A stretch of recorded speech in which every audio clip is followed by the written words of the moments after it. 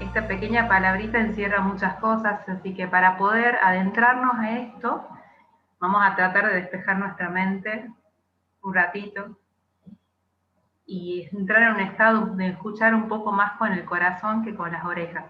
Así que vamos a aquietarnos un poquito.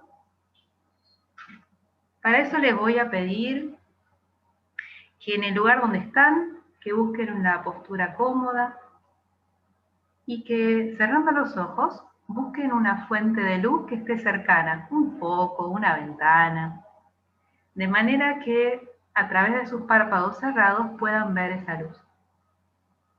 Eso simplemente. Traten de enfocar su cabeza, de girar su cabeza hacia esa fuente de luz.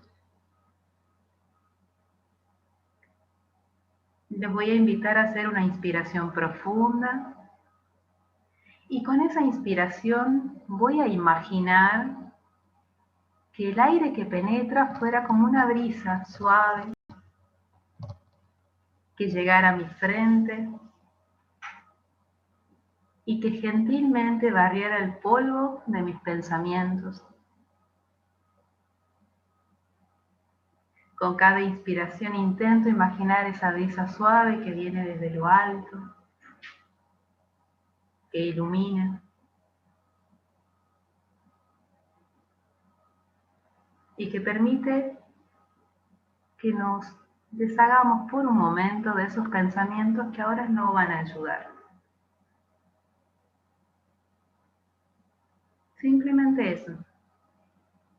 Respiro.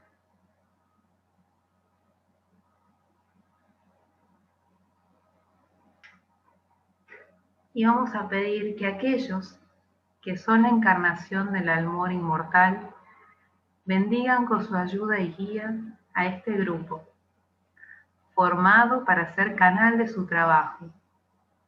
La inspiren con su sabiduría, la fortalezcan con su poder y la energicen con su actividad.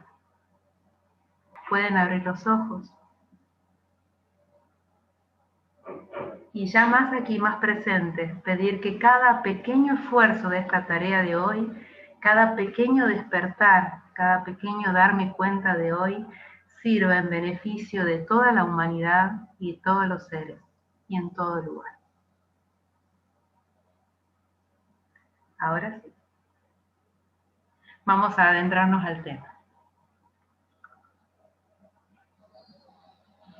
Bueno, Dharma en el glosario teosófico se define como la ley sagrada, el canon búdico. Esta definición la toma Blavatsky de Annie Besant y dice: es la naturaleza interna caracterizada en cada hombre por el grado de desenvolvimiento adquirido. Y es además la ley que determina el desarrollo en el periodo evolutivo que va a seguir. Esta naturaleza interna, puesta por el nacimiento físico en un medio favorable para su desarrollo, es lo que modela la vida exterior, que se expresa por medio de pensamientos, palabras y acciones. Vamos a adentrar un poquito más en esto. Y la definición sigue y dice Madame: lo primero que hay que comprender bien es que el Dharma no es una cosa exterior como la ley, la virtud, la religión o la justicia. Es la ley de la vida que se despliega y modela a su propia imagen todo lo que es exterior a ella. Más adelante dice: a esta palabra se le han dado numerosos significados. Ley, justicia, piedad, todos los que ven ahí. Entonces, como vemos, esta definición es amplia, puede parecer un poco confusa y aparentemente hasta contradictoria, porque nos dicen, por un lado, no es algo externo como la ley o la religión, pero también se la ha usado como sinónimo de justicia, de religión y de ley. Es una enseñanza abstracta, difícil de comprender desde la razón. Es más bien una enseñanza que va surgiendo, una comprensión interna que tiene que ver con el desarrollo continuo del alma. Implica, exige un estado contemplativo más bien. Es una enseñanza oculta, no en el sentido de que haya sido escondida solamente, sino en el sentido que necesita de una condición que es el desenvolvimiento espiritual. Y también oculta en el sentido de que las palabras, a diferencia del sánscrito, las palabras en castellano, en inglés, son a veces ineficientes para explicar todo lo que abarca de su concepto. Vamos a pasar. Entonces, vamos a hacer referencia a esto. Madame Blavatsky, en uno de los artículos recuperados en los Collecting Writings, nos comenta que la doctrina que predicaba Gautama, el Buda, en su momento, no es la que es conocida en su momento, ella le decía actualidad, pero no hace mucho, por las masas, sino que realmente se preservaba en monasterios en China, más allá del Himalaya, donde los visitantes no tenían acceso. Y decía, comentaba, que antes de su muerte les confió a Kasyapa, su discípulo, la interpretación esotérica, la interpretación oculta de esa doctrina. Entonces a esto hace referencia que en China se conoce como la doctrina del ojo a todo lo que se conoce masivamente, al conjunto de reglas, de formas extensas de la enseñanza. Pero sin embargo, las personas, estudiantes de ocultismo, que se adentraban en estos misterios, gracias a la ayuda de algunos espíritus, entre comillas, podían tener la posibilidad de interpretar de otra manera, y no solamente de escuchar una palabra, sino hasta de ver, entre comillas, estos libros de un estado no físico donde existía la palabra. Entonces es esto que se hace referencia a la doctrina del ojo como la forma externa y la doctrina del corazón a su significado oculto, que es la verdadera doctrina. Y este tipo de enseñanza, el Dharma, tiene estas dos facetas. Entonces, vamos en el diccionario inglés Webster, en un diccionario reconocido, dice, aquello que está establecido, el deber, la costumbre, la ley moral, cuerpo de principios cósmicos, por el cual todas las cosas existen, la función esencial, la justicia. Y por último, por suerte, nos dice la conducta apropiada a la naturaleza esencial de uno mismo. Vemos que la primera parte de esta definición y de muchas definiciones en relación a Dharma hacen referencia a la palabra deber. Y es esto a lo que se refiere a lo que hablábamos hace rato, a la doctrina del ojo, como un conjunto de reglas, un sistema de valores que definen la moralidad en una sociedad determinada. Y generalmente esa moralidad de esa sociedad está ajustada a dogmas religiosos, cualquiera fuera la religión. Veamos lo que dice Madame Blavatsky acerca de esto.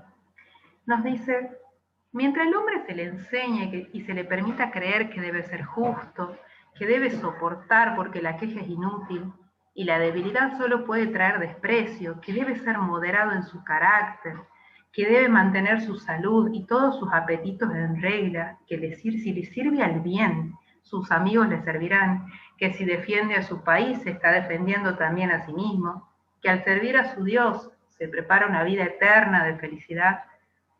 Entonces dice Madame, si actúa bajo estos principios, la virtud no es real virtud, es más bien el pináculo del egoísmo. Aunque pueda ser muy sincero y muy ardiente en su fe, mientras complace lo que él conoce como las leyes divinas, si bien va a recoger en el karma los beneficios que acumula en esta vida de ese modo de actuar piadoso, moral, correcto, con su prójimo, pero al fin y al cabo su intención solo es pensar en sí mismo y a lo sumo va a ser un piadoso autocentrado, egotista, con más miedo al castigo y a las consecuencias para sí mismo que con un pensamiento genuino hacia el otro. Eso es una postura. Pero después Madame, en otro texto, nos dice, nadie puede hacerse responsable de las creencias de otros. Intentar convertir a cualquier conocido a nuestra forma de pensar, a nuestras creencias, es una acción reprochable. Con la excepción de algunas situaciones relacionadas a lo que socialmente conocemos universalmente, cosas aceptadas que están bien y en contra de lo que está mal, que tienen que ver con la influencia directa en el bienestar o en el sufrimiento del hombre, Nosotros no tenemos derecho a estar influenciando la opinión de los demás, sobre todo por temas que no son tan trascendentes o hasta improbables.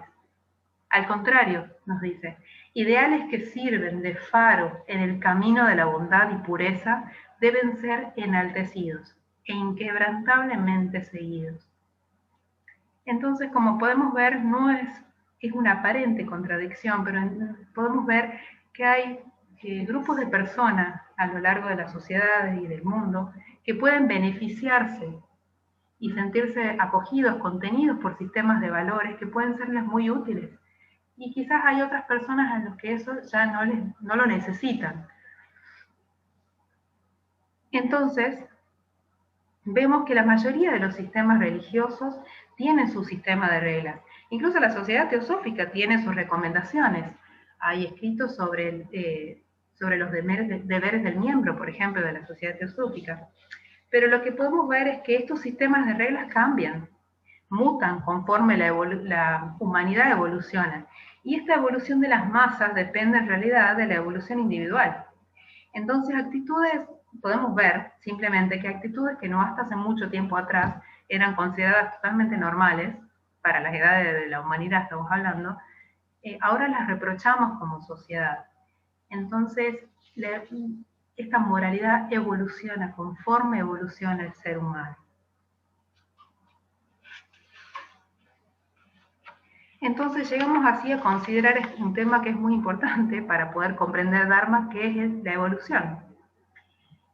Cuando hablamos de evolución, vamos a hablar que hay una parte manifestada y hay una parte que no es manifestada, que da origen a todo lo que es manifestado. Entonces, la variedad es el color, la nota tónica del universo, de lo que está manifestado, así como la unidad es el color, la nota tónica de lo no manifestado, que es en realidad lo único que existe. La diversidad es el resultado de la voluntad de multiplicar. Entonces, cuando vamos a estudiar el universo, podemos ver que las variedades en él están constituidas más bien por una diferencia de edad. El universo existen gérmenes de diversas edades, todos desde el mismo origen, pero desigualmente desarrollados. Hay gérmenes más jóvenes en los minerales, que son los elementales, que no tienen forma. Hay gérmenes en vía de desarrollo en el reino mineral, que son más viejos que los elementales. Hay otros que evolucionan en el reino vegetal, que son más viejos que los minerales. Otros más antiguos que los vegetales, que son los animales. Y los que nosotros llamamos humanidad tienen un pasado aún mayor que todos los demás. Entonces, como podemos ver, que cuando el universo llegue a su fin, habrá en él una diversidad de estados de evolución, de estados evolutivos, de estados de conciencia, pero que va a depender de la diferencia de edad del alma de estos, a partir de cuando cada uno de estos gérmenes empiece a evolucionar en forma separada. Entonces, ahora es que podemos definir a Dharma como la naturaleza interior de una cosa en un momento dado de la evolución. Y que es también la ley que rige el periodo próximo en que entrará en su desenvolvimiento. Entonces, por un lado, la naturaleza interior de este momento, pero también la ley que rige cuál es el momento próximo. Mi Dharma sería entonces el grado de evolución alcanzado por mí o por la semilla divina que vive en mí, más la ley de vida que determina la manera en la que yo debo elevarme hacia el grado siguiente. Por eso es tan importante que yo conozca el grado de desenvolvimiento que tengo en este momento, que conozca también la ley que me permita ir hacia adelante. Entonces así yo podré conocer mi Dharma y siguiendo mi Dharma iré en ese camino más fluidamente hacia la perfección. Si no conocemos el grado que tenemos en este momento, forzosamente vamos a ignorar el grado siguiente y no vamos a poder actuar a favor de nuestro Dharma y consecuentemente vamos a estar retardando nuestra evolución. Muchas veces, muchos sistemas espirituales, nos concentramos, y esto decía Joyce Mead, nos concentramos en ideales muy altos. Pensamos en los maestros, pensamos en ideales que algunas veces en nuestro estado actual nos parecen inalcanzables, como un ideal muy lejos. Vemos que una cosa es buena, es elevada, es grande y aspiramos a realizarla, pero no nos preguntamos, ¿es este nuestro próximo grado de evolución? Joyce Mead nos decía, nuestro objetivo inmediato no es aquello que es lo mejor en sí, sino aquello que es lo mejor según el grado actualmente alcanzado por nosotros, aquello que nos haga dar un paso hacia adelante.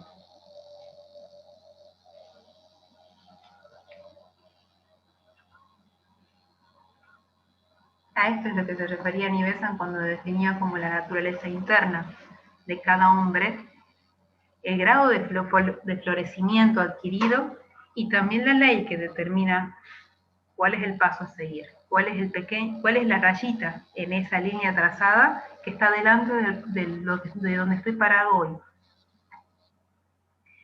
Dice Aníbal, San misterioso es el sendero de la acción, misterioso porque la moralidad no es como creen los espíritus simples, una e invariable para todos, puesto que cambia con el dharma de cada uno. Lo que es bueno para uno, para otro puede ser malo y viceversa. La moralidad es una cosa individual y depende del dharma del hombre y no de lo que a veces se llama el bien y el mal absoluto. Nada hay de absoluto en un universo sometido a condiciones variables. El bien y el mal son relativos y deben ser juzgados relativamente al individuo y sus deberes. En el Bhagavad Gita, Sri Krishna nos dice, más vale el dharma propio aún sin mérito, que es el dharma de otro bien cumplido. Aquel que se amolda al karma indicado por su propia naturaleza no se expone a pecar. Si bien más adelante vamos a hablar un poquito de karma y dharma y su relación, pero nos quedemos por ahora con esta idea. Hay que concentrarse en el dharma propio. Es nuestra tarea, nadie la va a hacer por nosotros, nadie va a caminar con nuestros pies. Vamos a ver en detalle un poco esto de la evolución. La vida contiene todo potencialmente, pero nada manifestado de antemano. Contiene todo en germen, pero no como un organismo desenvuelto ya completo. En las formas primitivas del reino animal, entonces comienza a desenvolverse la vida. Y es preciso, es necesario que la vida se desenvuelva, pero ¿cómo? Golpes, vibraciones, hasta violentos, son los que hacen despertar esa esencia interior. Cada experiencia es útil. Todo lo que toca la envoltura con la bastante energía puede bastar para comenzar. Estas experiencias se suceden en el reino mineral y en el vegetal, y la vida ahora, en este momento evolutivo, nos dice que posee una nueva facultad, que es la sensación. Entonces la vida comienza a probar estas impresiones,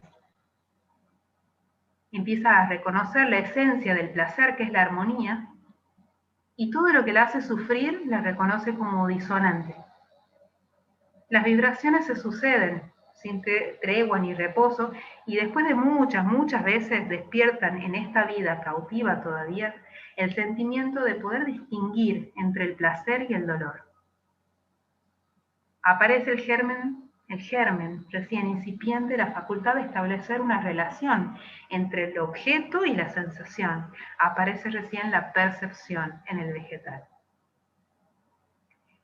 Queda recién incipientemente la distinción entre lo que siente, entre el sujeto que siente, que soy yo, y todo aquello que provee sensaciones, las causas de esas sensaciones, que le vamos a llamar el no yo.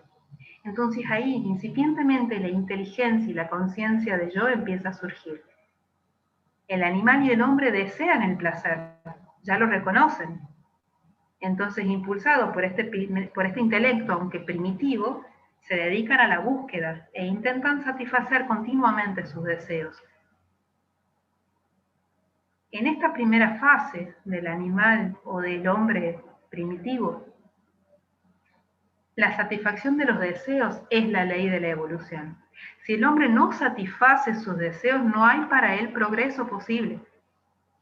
En este periodo no existe moralidad, no hay distinción entre bien y el mal, existe deseo y necesidad solamente. Durante esta fase primitiva, la naturaleza interior del hombre o del animal superior, que distingue el deseo, pide ser satisfecho. Ese es su dharma, satisfacer sus deseos. Esto ocurre antes del despertar de la razón y del juicio. Luego de muchas experiencias, infinitas encarnaciones, la experiencia va a dejar un aprendizaje. Y la única manera que tenemos de distinguir el bien y el mal es experimentar estos extremos. Como no podemos reconocer la luz sin la oscuridad o el placer sin el dolor. Después de numerosas experiencias de este tipo, el hombre alcanza otro desarrollo. Deduce de ellas lo bueno y lo malo, pero no lo hace solo. En un comienzo de la humanidad hay inteligencias de otros mundos, maestros que le advierten al hombre qué es lo bueno y qué es lo malo. Le ofrece recompensas si obra bien y le asegura consecuencias por el mal obrar. En todas las antiguas escrituras nosotros podemos encontrar estos rastros de mandamientos. Pero ¿qué pasa si el hombre no escucha y se rehúsa a instruirse de esta forma más dulce? En un pasaje, Anibesan dice, y Dios nos dice, no hay prisa, no hay apuro, haz lo que desees, pero sé instruido por el dolor. La lección será larga y amarga de aprender, pero será aprendida finalmente. De una forma u otra el hombre aprende esto. En un escalón evolutivo superior el hombre ha aprendido a atribuir las características de bien y mal a las cosas, pero todavía no es capaz de razonar por sí mismo. Su dharma en este periodo, por ejemplo, podría ser servir sí, pero sin cuestionar, aprender de obediencia, de devoción, de fidelidad. A este hombre todavía no se le puede pedir serenidad ante un sufrimiento, ante una calamidad, o pureza de pensamiento. Sería mucho pedirle. Después de muchos nacimientos, el alma aprende la lección y encausa el próximo paso en el cual su razón evoluciona. Entonces recién en este otro escalón aprende sobre astucia, sobre justicia, sobre discernimiento, empieza a distinguir cosas, se esfuerza por alcanzar una meta. El grado siguiente, después de muchas otras encarnaciones, el alma entra a un nuevo aprendizaje. Ya habiendo aprendido sobre obediencia, sobre servicio, sobre esfuerzo, ahora su naturaleza combativa, batalladora, peleadora, se dirige a experimentar la defensa de algo que se le es confiado. No podría aprender sobre fuerza, sobre fortaleza interna, sin el valor, el coraje que requiere atravesar el peligro y el sacrificio en nombre de una causa. Nosotros podemos ver esto, que en todas las naciones hay almas que todavía tienen necesidad de esta escuela, por más terrible que la guerra nos parezca. Un último periodo de evolución sería el de la enseñanza. Pero ¿quién pudiese enseñar? Sino alguien con su ejemplo, con su vida, y solo puede hacerlo el alma que obtuvo ya la sabiduría a través del servicio, la obediencia, el esfuerzo y la lucha.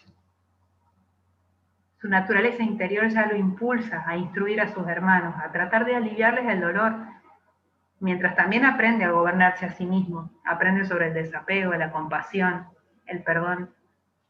Es un ideal muy bello, pero no antes de que todo esto otro haya ocurrido. Entonces podemos ver que la humanidad, si solamente hablamos de la humanidad, es como un ramo de flores, donde podemos encontrar diferentes etapas evolutivas, desde pequeños capullos todavía sin abrir, hasta el despliegue de la flor completamente abierta en su orquesta, en su esplendor de color, de perfume. Pero sin embargo la flor surge del capullo y el capullo inevitablemente se convertirá en esa flor magnífica. Solo es cuestión de tiempo y de experiencia. Pero ¿qué pasaría si nosotros intentamos abrir el capullo antes de tiempo? Arbitrariamente, artificialmente. ¿Qué pasaría si quisiéramos escalar, saltar pasos hacia adelante? Es lo que nos decía un poco anteriormente Sri Krishna. Más vale el Dharma propio que el ajeno. Entonces Dharma sería eso que nos pulsa a ser lo mejor que podemos ser. Es lo que nos impulsa, nos da la fuerza para torcer el futuro en ese sentido, porque nos llama a hacer algo más de lo que somos en este momento presente. Blavatsky nos recuerda que la más alta, la más beneficiosa y omnipresente religión o dharma de un ser racional es no solamente saber, sino también experimentar personalmente, sentir propiamente, vivir su inmaterialidad inconsciente o Paramatma. Paramatma es la infinidad y eternidad de la existencia y la felicidad, el estado de todo ser. Entonces, Madame nos recuerda nuestro Dharma, nuestra tarea, y después vamos a ver por qué la dice religión, es vivir, experimentar personalmente, cercanamente, nuestra inmaterialidad, nuestra infinidad y eternidad de la existencia y la felicidad. Joyce Neal en una conferencia intenta interpretar de alguna manera el uso que Madame le da a Dharma, usándola como religión, y más bien hace la connotación a la verdad, también como es el lema de la Sociedad Teosófica, que no hay religión más elevada que la verdad, en el sentido de lo genuino. Porque Dharma es el elemento genuino que nos hace volver a nuestra naturaleza esencial, a nuestra seidad. Es lo que nos provee de esta otra dimensión, una dimensión de lo sagrado que nos llama, que nos inspira desde adentro y que nos dice que existe otro mundo, otra forma de vivir y de ser. Joyce Mead también nos trae en una conferencia a través de Argüellas el concepto griego de Aristos, el Aristos del espíritu, que es la excelencia del espíritu, la bondad, el correcto orden de las cosas, el orden esencial del universo, nuestra bondad básica, aquello que es lo mejor en nosotros. Desde el punto de vista platónico sería lo bello, lo bueno, lo verdadero, lo apropiado, lo correcto, aquello que tiene sentido, que es orden, que nos da propósito, aquello que nos impulsa a evolucionar, pero que sobre todo nos dignifica. Es esa dignidad la que nosotros miramos, buscamos y respetamos en el otro ser humano. En el Bhagavad Gita, Krishna le dice a Arjuna, ante una situación en la que se encontraba, no estaba decidido a cómo actuar, no sabía cuál era la tarea que tenía que llevar a cabo, estaba indeciso. Entonces le dice, tú eres humano, un individuo, eres libre de tomar decisiones y esta es la completa dignidad de tu humanidad. Pero la única elección que puedes tomar, la elección sin elección, es aquella que es apropiada a la circunstancia y a tu dignidad esencial como ser humano. ¿Qué tan frecuentemente nosotros actuamos desde esta humanidad, desde nuestra excelencia del espíritu, desde lo mejor que somos capaces? El doctor Krishna, que fue un filósofo, un pensador y presidente de la India, nos brinda una mirada y nos dice que podemos ver a Dharma como una invitación a realizar una tarea.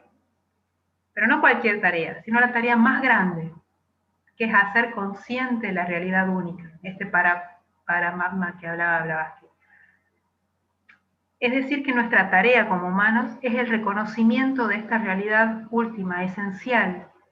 Esta gran tarea es convertirnos verdaderamente, totalmente, sagradamente en humanos, con todos nuestros principios, con los 7 principios. convertirnos en lo que estamos destinados a ser, pero también lo que ya somos en esencia. Entonces nosotros nos podríamos darnos cuenta, que estamos en el proceso de experimentar, de explorar nuestra humanidad, la totalidad, la profundidad y la maravilla de ser humanos. Tenemos la obligación de ser humanos, totalmente humanos. Y eso significa, cuando hablamos de obligación o también con la connotación de la palabra deber, en el sentido que nosotros nos debemos a todo el universo, porque todo en el universo conspira para traernos a este preciso momento. Vamos a ver cómo se relacionan ahora karma y dharma un poquito, si bien ya se habló de karma en este curso. Entonces vamos a decir que karma establece las circunstancias que nos traen a un momento dado. Es la ley de mérito, de justicia, de retribución, que por las causas que anteriormente haya iniciado, las recompensas de eso me traen a esta circunstancia, a este momento. Y Joy Min lo dice, nos empuja desde atrás hacia esta circunstancia. Mientras que Dharma, que es la excelencia en nosotros, lo más sagrado en nosotros, nos llama, nos tira desde arriba hacia nuevas fronteras que siempre están en expansión de nuestra propia naturaleza humana. Nos llama a experimentar eso que todavía aún no experimentamos de ser humanos. Entonces, karma, todo lo que fue y todo lo que hice me trajo a este momento, a esta única ocasión en el presente. Y estoy llamado por mi Dharma a traer a la conciencia, a este momento, aquella excelencia, lo mejor en mí, eso que actúa en obediencia con la ley universal una, eso que es sabiduría en mí, que es compasión en mí. Desde un punto de vista más práctico, cuando hablamos, ¿se acuerdan que al principio hablábamos que algunas veces se lo traduce como justicia, como ley? Cuando pensamos en esto con la idea de injusticia, por cualquier circunstancia que la vida nos proponga, cuando hablamos del juicio a los demás, el concepto de Dharma nos ayuda mucho a ampliar esta mirada. Habíamos dicho que el bien y el mal no son absolutos, que bien es aquello que trabaja de acuerdo con la voluntad divina, lo que va en el mismo sentido, lo que va a favor de la evolución del universo y lo que nos impulsa a nosotros mismos hacia la evolución en ese camino hacia la perfección. El mal sería en realidad lo que nos retarda, no hay un mal absoluto, sino sería eso que nos retarda, que nos impide la realización de esa voluntad divina, de ese designio de ir a favor de la perfección. El mal sería eso que nos tiende a retrogradar un paso. Entonces podemos ver que decidir lo que es bueno o malo para un individuo determinado no es tan sencillo. Para ello debemos considerar el grado de desenvolvimiento alcanzado por esa persona. Y eso es muy importante porque una misma acción en personas con estados de conciencia distintos, no podemos decir que es absolutamente mala o buena. Si una situación cualquiera, una persona se ha esforzado y eso es lo mejor que ha podido hacer genuinamente, ha avanzado un paso, ha sido bueno. Pero otra persona que realiza la misma obra, pudiendo haberlo hecho mucho mejor, no habrá sido tan buena. Espero que se entienda esa idea. Porque desde el momento en que se tiene conocimiento del mal, ceder al deseo egoísta, desde el momento que ya lo sabemos, se convierte en una degradación voluntaria. La experiencia del mal sí es necesaria, pero solamente antes de que el mal sea reconocido como tal y solamente con ese fin. Si una acción es reconocida ya por mí como mala, es una traición a nosotros mismos permitir que el bruto, que el egoísta en nosotros, venza al Dios, a la excelencia que vive en nosotros. Y esto es lo para Annie Besant, el pecado. Entonces vamos a ver cómo la idea de hermandad, fraternidad y servicio puede conectarse con Dharma. El ideal de hermandad no admite en realidad que nosotros subestimemos a aquellos que puedan estar en un escalón más abajo de conciencia. Al contrario, no tenemos que perder de vista que toda alma que transita en cualquier experiencia terrenal es una con la nuestra y es uno con todo lo que es, la misma, de la misma identidad.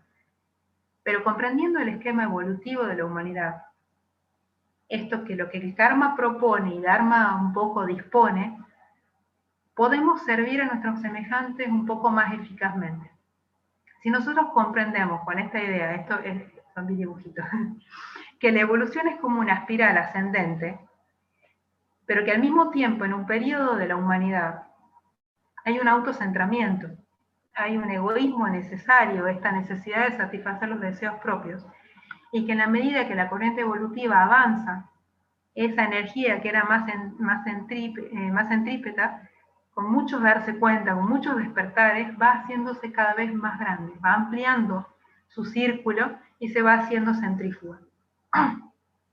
Las almas en un momento dado necesitan ser egoístas, pero después la ley de la vida progresivamente le va exigiendo a los que van avanzando dejar ya la separatividad y tratar de realizar la unidad.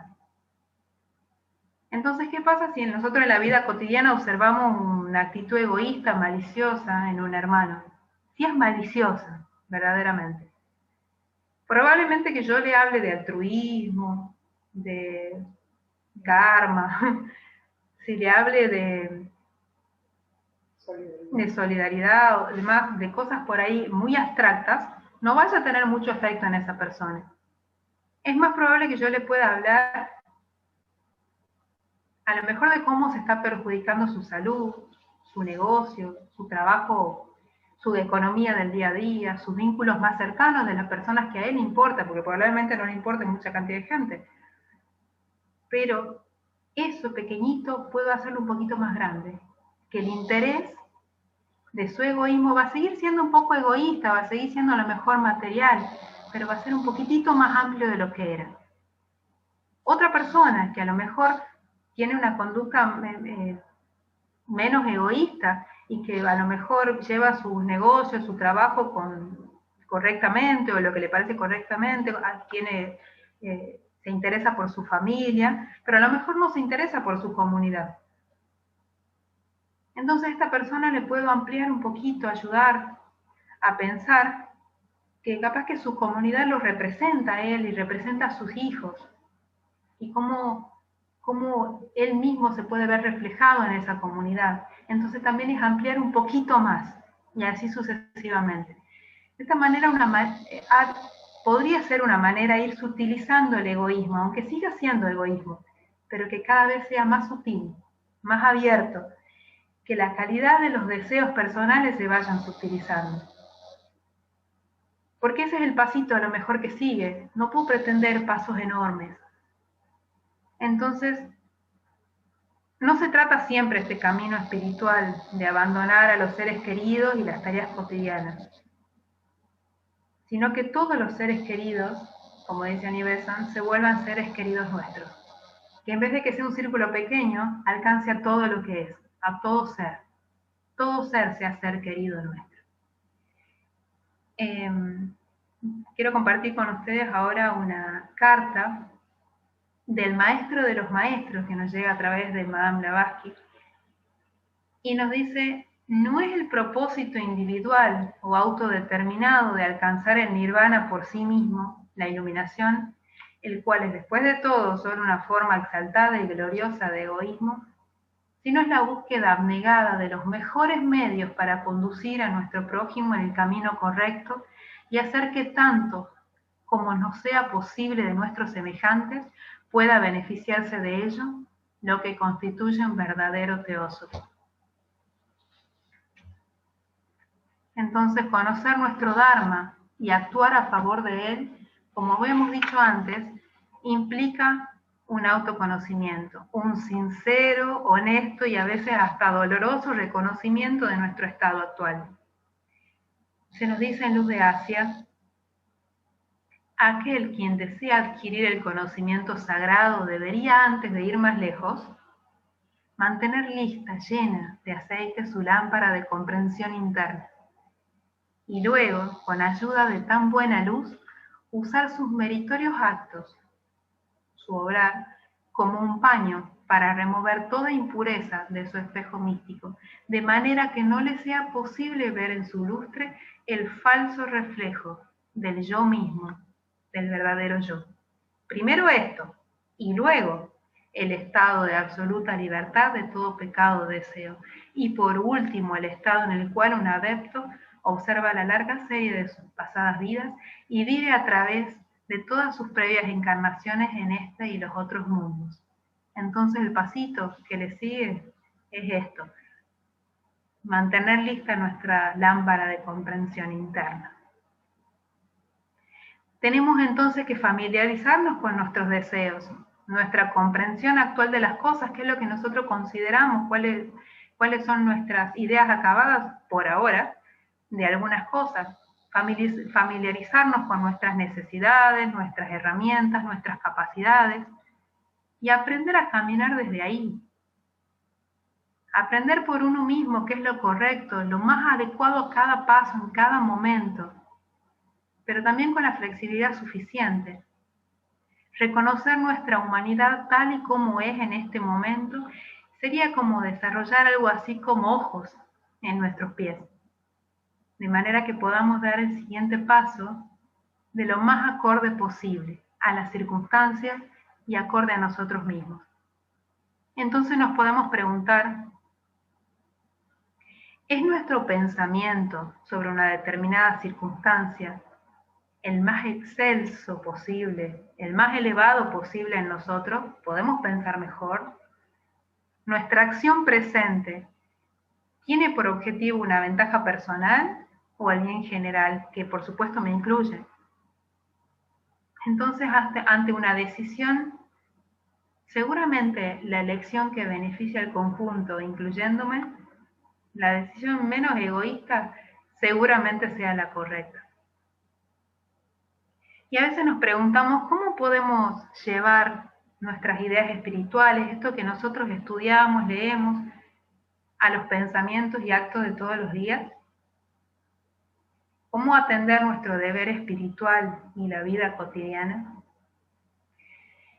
Muchos nos ha pasado, coincidimos, en que cuando leemos cartas de los maestros de sabiduría, y si bien están dirigidas a alguien en especial, en circunstancias especiales, determinadas, pero también podemos percibir que nos brindan principios de los que todos nos podemos beneficiar, que nos son útiles a todos en algún momento de la vida.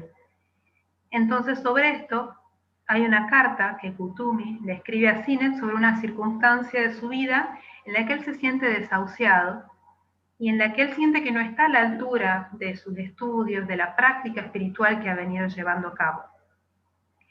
Y Kuthumi le dice, ¿te parece algo pequeño que en los últimos años te ocupaste solo de tus deberes familiares?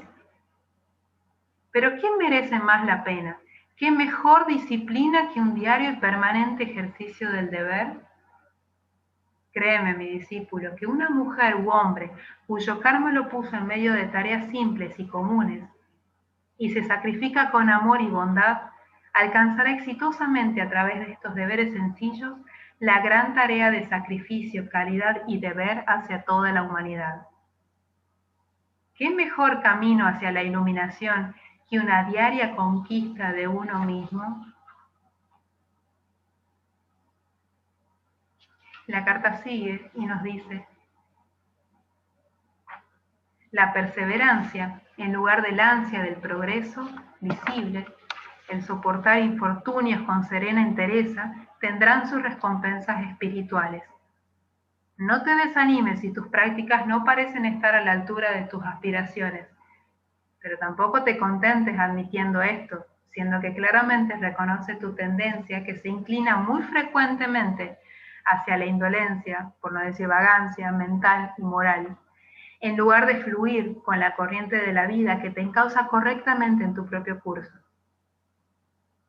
Estas amistosas líneas son para reconocer tus esfuerzos y también son un honesto aliento a sostener un espíritu sereno y valiente para atravesar los eventos presentes y un espíritu esperanzador para el futuro. Entonces podemos darnos cuenta que no hace falta grandes cosas, sino si el karma nos ha puesto en unas circunstancias, en esto que estoy haciendo, en pelar las papas de la comida de hoy, en lavar los platos, o en las grandes tareas de que me he comprometido en servir una tarea más noble, cualquiera sea el momento, es una oportunidad para actuar de tal manera que seamos verdaderamente humanos, que exhibamos con nuestro hogar, con nuestra palabra, la excelencia del espíritu. Como decía, incluso en las tareas más simples. Porque uno en esa tarea está llevando a cabo el dharma de ese momento. Ese dharma percibe en la misma acción pequeña el proceso de toda la creación. Ese dharma es uno con el dharma del orden, del propósito, de lo que tiene sentido en la existencia. Porque las pequeñas tareas nos preparan para las tareas mayores. Bueno. Gracias.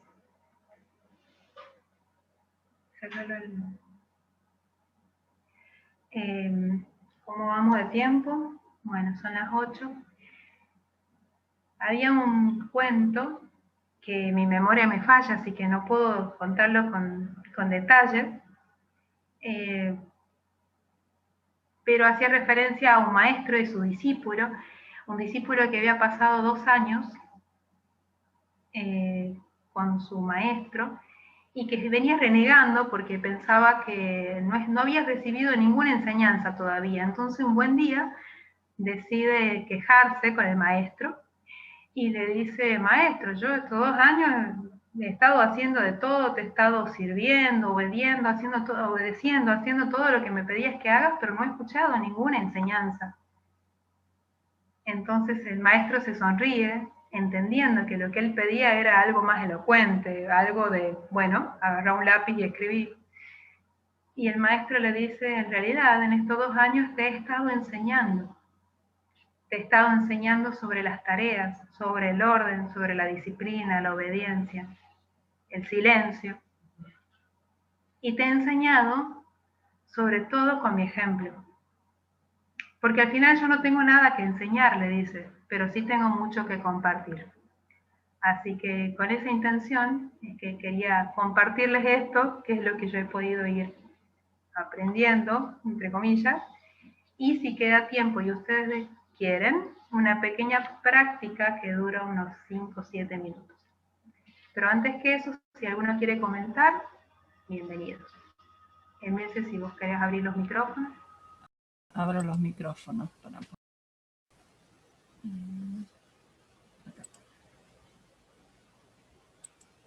Ahí pueden abrir los micrófonos. Y Patricia, veo que ya levantó la mano. Bueno. Hola, buenas tardes a todos. Una pregunta, me quedé con la duda. El Dharma es hacer lo correcto en el tiempo correcto y en la situación correcta, ¿es correcto?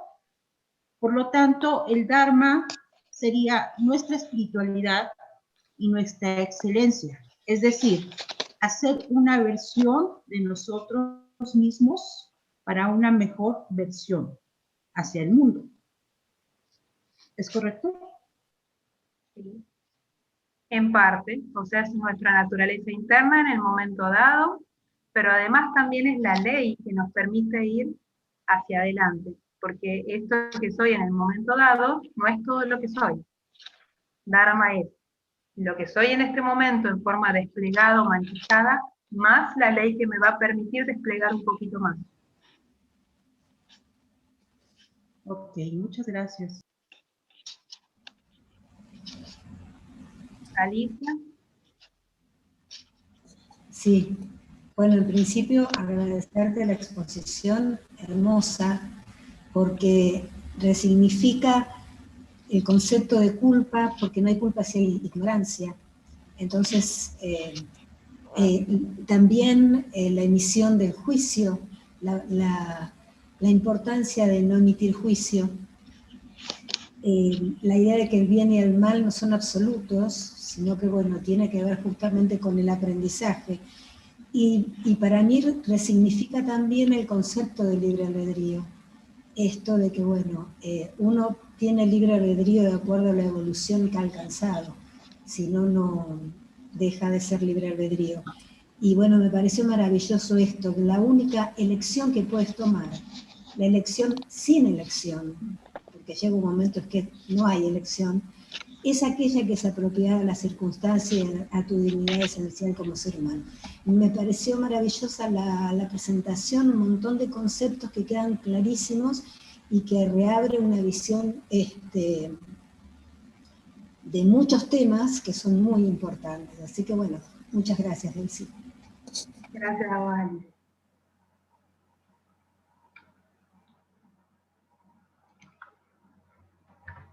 Muchas gracias por los mensajitos, los voy leyendo así como de a poquito. No sé quién levantó la mano. Rosa.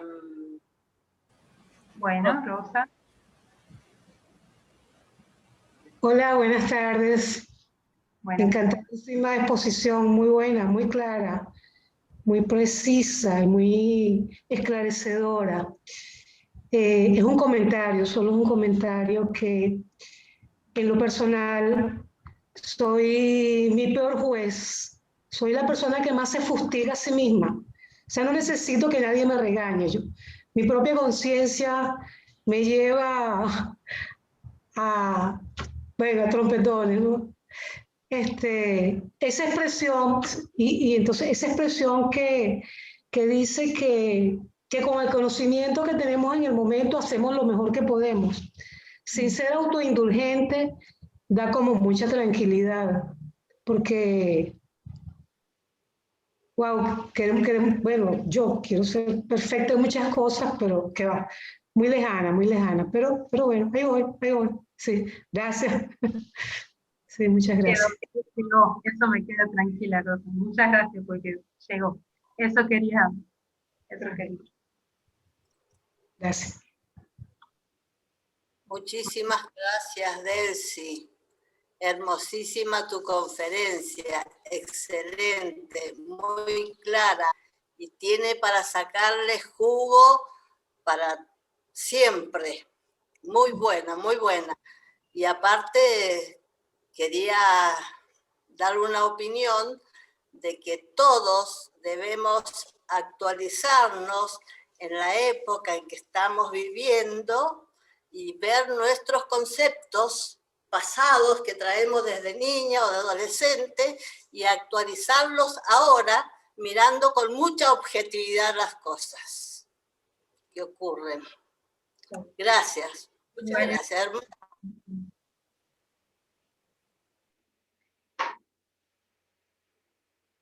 ¿Alguien más?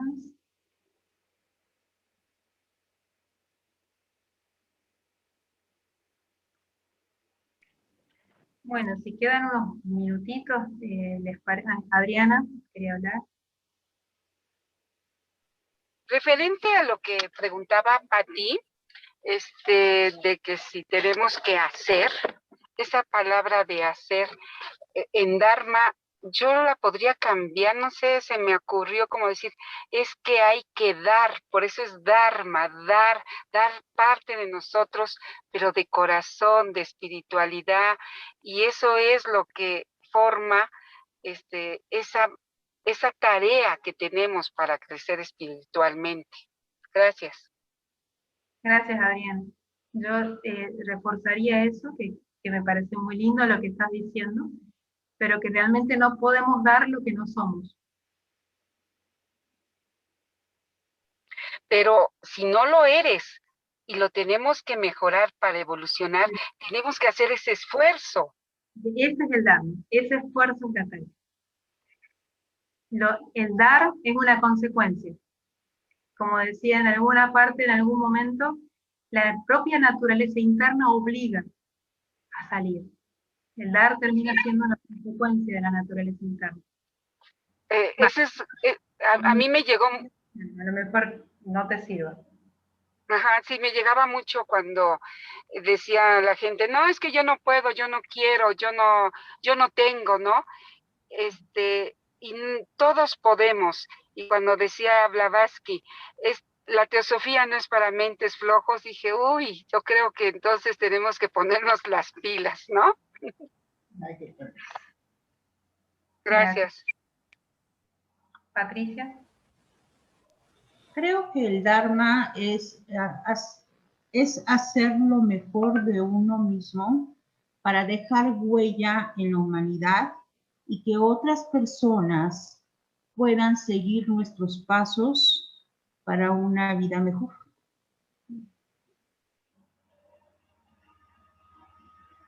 Gracias, Patricia. ¿Me permitís un comentario? Pensaba un poco en la cuestión que muchas veces uno en la vida hay etapas, por lo menos especialmente cuando uno es más joven, en las cuales uno se pregunta ¿cuál es mi misión en la vida? Y me da la sensación de que esta palabrita Dharma está muy relacionado con eso, ¿no? ¿Qué es lo que uno tiene que hacer? ¿Cómo saber? Porque es cómo sabemos cuál es ese paso. ¿Cómo sabemos a dónde ir? Yo creo que en eso uno tiene que trabajar en el autoconocimiento y en la autoobservación. Y también confiar en que en algún punto la vida uno puede de algún modo pedir que se le muestre, digamos, cuál es el paso que debe dar. Y hace muchos años tuve la posibilidad de hablar con Fernando Torrijos y él contaba que él hacía en su vida lo que a él le gustaba.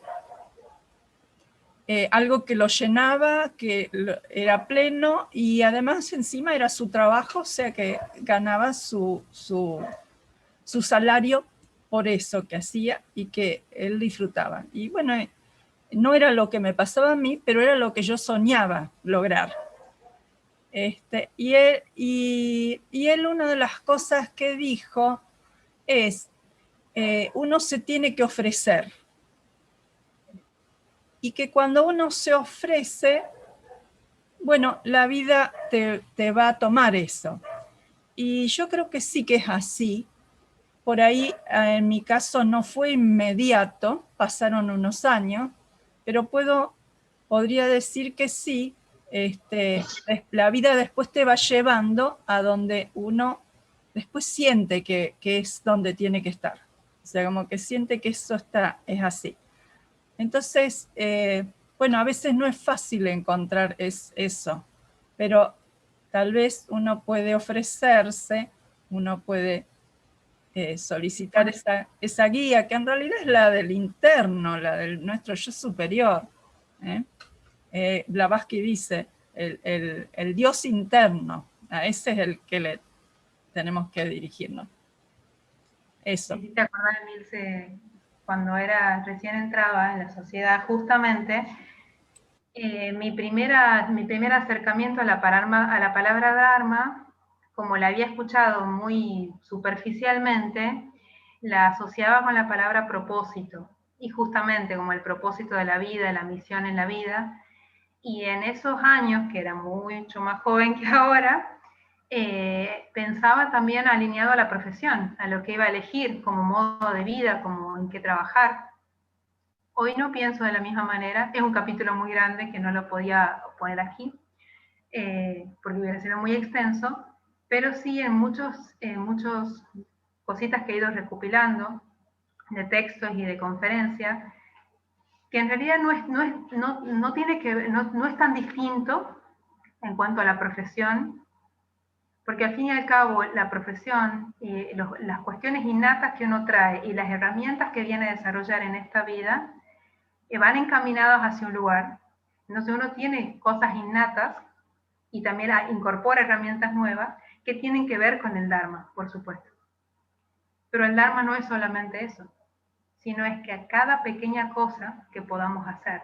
Y por eso es como que quise volcar más a la idea en que a lo mejor, como vos decías, no esté en el trabajo que me haga más feliz, quizás esté hasta renegando de esta situación porque hoy me toca lavar los platos, porque esto, el Dharma y el Karma es una danza. Las circunstancias que vengo haciendo, que vine haciendo, me ponen en este lugar. ¿Y qué es lo que yo hago con eso?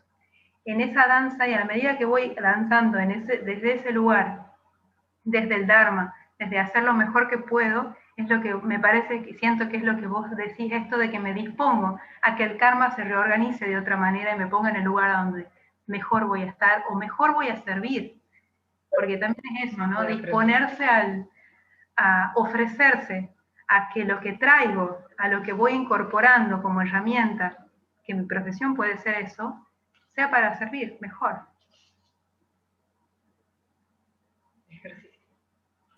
Bueno, no sé si están de acuerdo que dejemos esto para la práctica. Dale. Bueno. Yo, para que me escuchen bien, voy a acercar la computadora y voy a sacar mi video. Total, ustedes van a cerrar los ojos por ahora, así que no tienen nada que ver, más que para adentro.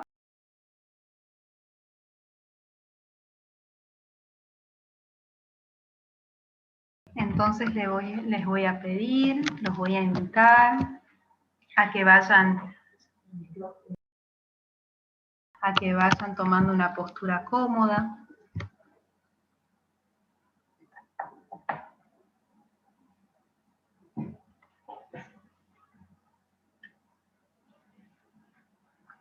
Te voy a invitar a que busques, como dice San Francisco, para tu hermano cuerpo, una postura que sea gentil, que sea suave,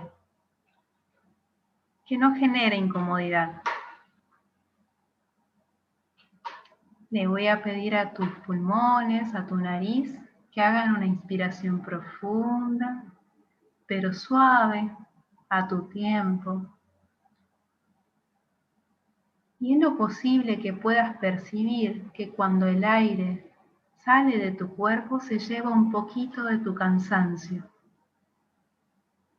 de todo lo que trajiste del día de hoy, quizás de la postura no cómoda que tuviste. Con cada expiración, deja que se vaya un poquito de ese cansancio. Ahora te invito a que cuando inspires por la nariz, puedas orientar tu cabeza y tu mentón un poquito hacia arriba. Y que puedas degustar ese perfume del aire, como si fuera el humito de un sahumerio que se va elevando hacia arriba, que intentes captar esa esencia.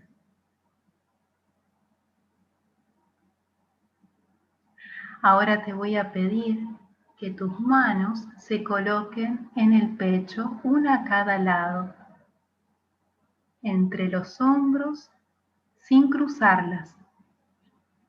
Y te voy a pedir que con tus manos hagas una pequeña presión como quien invitara a un animalito a que se recueste, y que puedas hacer los hombros un poquito más hacia atrás,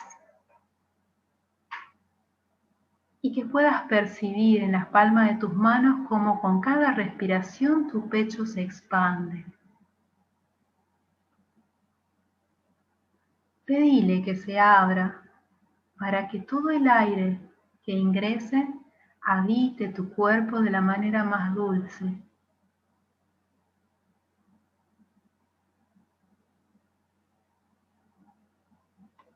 Te voy a pedir que con tus manos suavemente apoyadas en tu pecho puedas concentrar en este momento un pensamiento de ternura y que suavemente con la punta de los dedos, sin mover, sin grandes movimientos de tus manos, solamente con la punta de los dedos, acaricies tu pecho un poquito, con la delicadeza del rocío, como si acariciara un capullo apenas empezando a abrirse.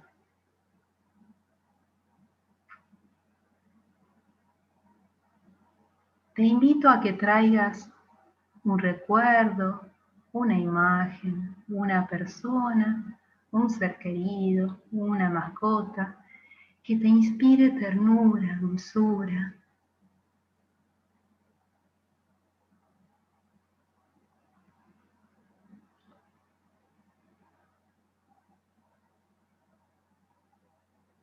No te olvides de respirar gentilmente. Y mientras tus oídos se van haciendo amigos de mi voz, te invito a que con tus manos suaves traigas toda esa dulzura hacia tu rostro. Una mano, la que vos elijas, va a acariciar tu frente, tu rostro, que simboliza tu personalidad, tu máscara, eso que mostramos al mundo. Pero acaricia tu frente. Y en esa caricia, con todo el amor que hoy seas capaz, acaricia tus pensamientos más nobles, pero también los pensamientos menos crecidos, los pensamientos que te gustaría que no estuvieran, pero que a veces están. Con la otra mano te pido que acaricies tus mejillas con la suavidad del rocío, con la punta de los dedos. Y acaricia ahí las heridas que a lo mejor todavía están abiertas. Las veces que pusiste el rostro.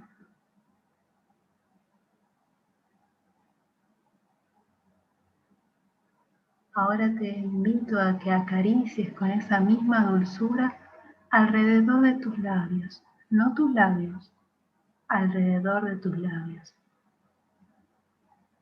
Y que puedas mirar con dulzura y compasión las palabras que alguna vez dijiste, las dulces y las no tan dulces, las que hubieras querido callar.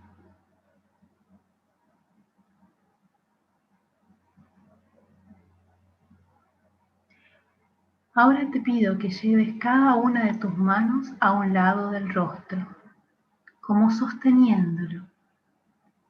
Sostenete ahí, firme pero con dulzura.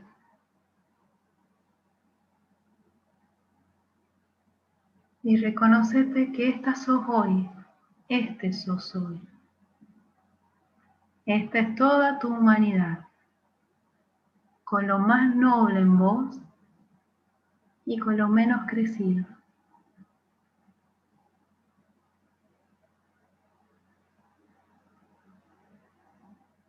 Con todo ese amor que hoy sos capaz de traer a tus manos, sostenete firme, con presencia. Aquí estás hoy.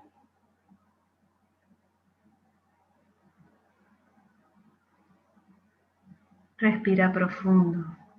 ¿Estás vivo?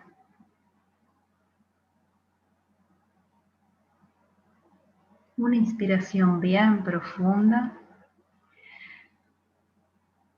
Y al soltar, te voy a invitar ahora a que cruces los brazos por delante de vos y te des un abrazo. Un abrazo firme, contenedor.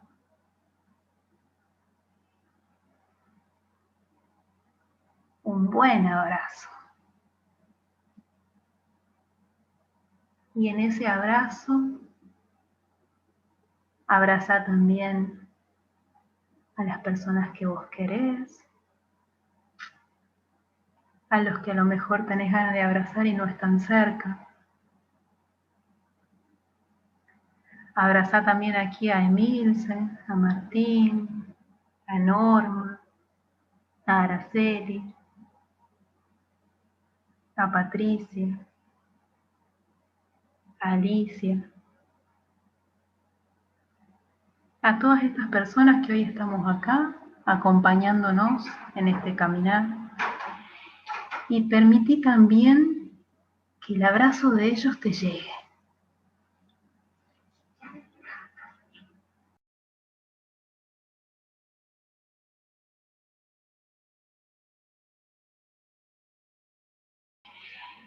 Y así, ahora date una palmadita para traerte aquí a este momento.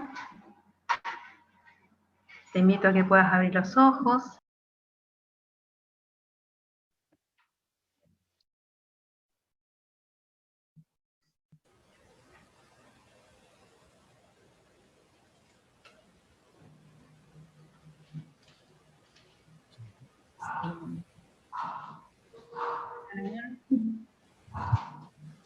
Salomón levantó la mano. Sí, buenas tardes. ¿Sí me escuchan? Sí, te escuchamos bien, Salomón. Sí. Hola, Elsie. Oye, muchas gracias por tu exposición.